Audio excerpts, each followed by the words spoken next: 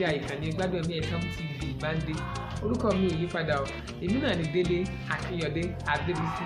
Ẹ káàbọ̀ sínú àkànṣe ètò tí mo pè ní ogún òwe Yorùbá fún ogún ọjọ́. Ogún òwe Yorùbá fún ogún ọjọ́. Òwe wo la fẹ́ ṣe àmẹ́nubà rẹ̀ lónìí? A kì í ṣọ̀rẹ́ èrò káyọ̀ torí bó pẹ́ títí oníkálukú ó gbalé rẹ̀ lọ. A kì í ṣọ̀rẹ́ èrò káyọ̀. Irú òwe wo ni òwe? Òwe yìí jẹ́ òwe tí a máa fi ń tura wa nínú. Òwe tí a máa fi ń ṣe ìmúlọ́kànlé fúnra wa pé inú ẹ̀ ń dùn páwọn èèyàn wà. Àwọn èèyàn wá fẹ́ mọ́ lọ wá aṣojú bá kan, ó fẹ́ mọ́ bọjú jẹ́ bọ̀kàjẹ́. Rárá o, a kì í ṣọ̀rẹ́ èrò káyọ̀ torí bó pẹ́ títí oníkálukú ó gbalé rẹ̀ lọ.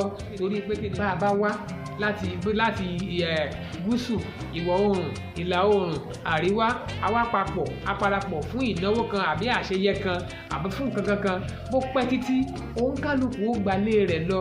A kì í ṣọ̀rẹ́ èrò káyọ̀ torí bó pẹ́ títí oníkálukú yóò gbalé rẹ̀ lọ. Ogún òwe Yorùbá fún ogún ọjọ́. Ogún òwe Yorùbá fún ogún ọjọ́.